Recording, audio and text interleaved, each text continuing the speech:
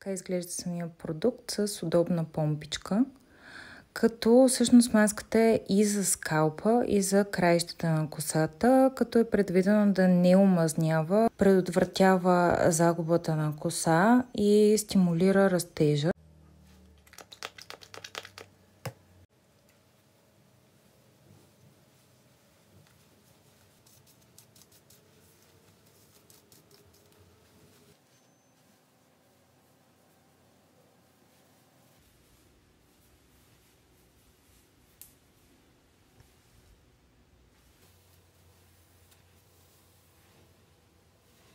И така, изчакваме да престои около 10 минути. Пише 10 на 15 минути на самата опаковка. Още от сега се усеща, че не е лепкава, изключително е лека и мирише много приятно.